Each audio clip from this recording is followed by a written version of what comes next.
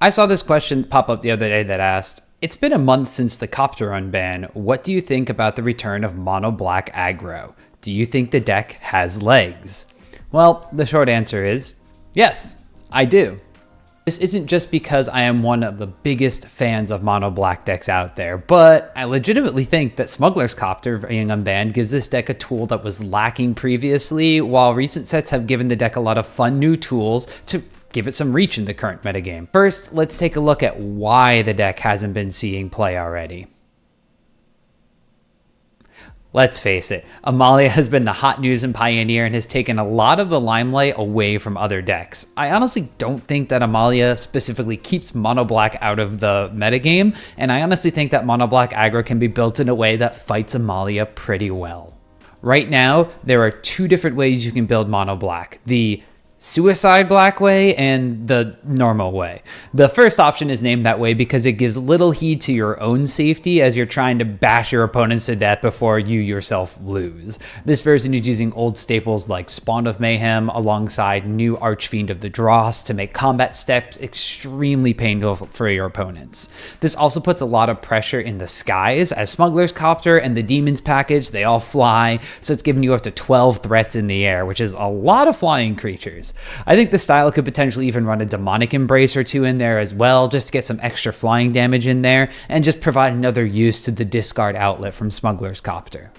The more safe version of the deck is doing something similar, but it'll cap out at more familiar black creatures like Shieldred the Apocalypse, and then lean a little bit more into the Graveyard Trespasser side instead of the Flying Demon package. Not saying that you can't run those cards, just it sometimes doesn't run the full package of Spawn of Mayhem. It may only run Archfiend of the Dross at the top end of the curve. This version I feel is better in the current metagame, as Graveyard Trespasser is a great card against both Phoenix and Amalia decks. Both versions do run into similar issues though. Mainly the question comes up of what 1-drops do you wind up running? There's just so many in Mono Black. But a lot of the decks have settled on Knight of the Ebon Legion as one, and then either Bloodsoaked Champion or Gutter Bones as the second 1-drop in that slot. Although there are a lot of other valid choices out there. There's Night Market Lookout, Stalactite Stalker, even Evolve Sleeper. These are all super valuable choices and super valid ones for your version of Mono Black if you chose to build the deck. However, the replayability of Champion and Gutter Bones off of Copter discards makes them great choices despite being a little overpowered to crew the 1-cost crew Copter. Another mainstay is Gix Yawgmoth Praetor. Buying into the hurt ourselves to win game plan, Gix turns Copter into a chart of the course and makes attacking into blockers with our 1-drops potential card draw if they have to choose to block one or the other.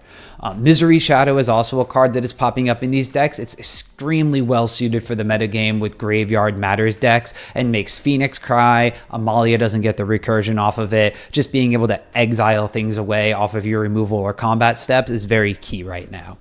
Thoughtseize, Bitter Triumph, and Fatal Push are all hard to beat as removal and disruption package combined, so going up in copies of whichever one you don't have the max number of from the sideboard is a valid game plan in these Mono Black decks. Speaking of your sideboard though, Leyline of the Void and Unlicensed Hearse are both great options that you get to run in this deck basically without any taxing on your mana base or needing to have it absolutely for certain on turn 0 or not being able to play it. They're very good against Phoenix and Amalia decks. You also get Knight of Dust Shadow to stop the life gain angle from Amalia. There's a lot of tools you have in this Mono Black deck to attack two of the top decks in the format right now. You also have the option to get a little bit more disruptive with your sideboard instead. You go for Liliana of the Veil, you can put extra copies of Duress in there, you have Go Blank, which also exiles the graveyard as well. These are all things that are valid for attacking control and combo based decks, so you have a different kind of axes of attack instead of just turning things sideways to try to race them.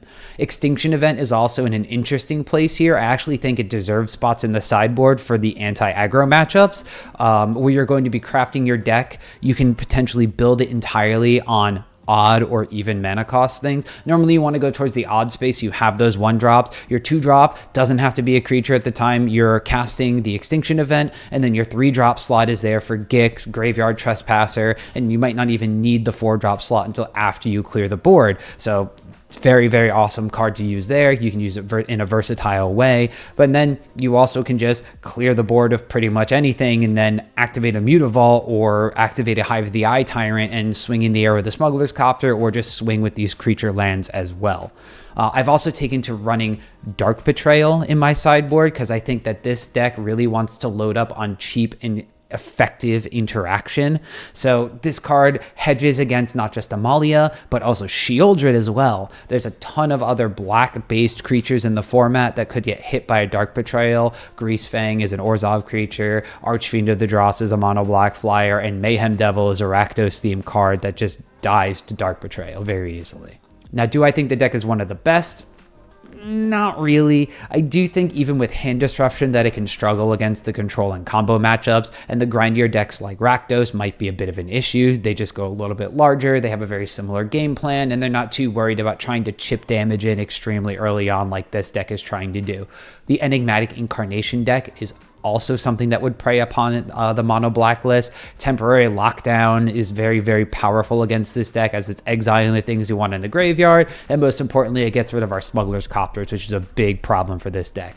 Mono black also has very few ways to deal with enchantments that land on the battlefield, so any enchantment-based removal or just enchantment-based synergy deck is going to be very hard for the mono black deck to attack if the cards are on the board already and not just sitting in their hand. However, I do think the deck has what it takes to make up a small percentage of the metagame because it has a ton of tools to fight Phoenix and Amalia decks, which are two of the top decks in the format right now. So in Pioneer, when things tend to be a little kind of like rock, paper, scissors style of metagame balance, this could potentially find that slot right in there that beats up on two of those and then loses to the third one. So what do you think about the deck? Is Mono Black Aggro something you're going to be putting on your radar, or is it going to be something you're just going to kind of pass by? I myself have been sleeving up and playing the Suicide Black version of the deck at my local Pioneer events. I went 2-1 in a 3-round event, losing a nail biter of a grindy game 3 against Amalia, so I've got some big hopes and dreams for this deck list. I'll put 2 examples of the different types of decks down below in the description, and then let me know in the comments what you've been playing, or maybe even the next deck you think will take over Pioneer. Until then,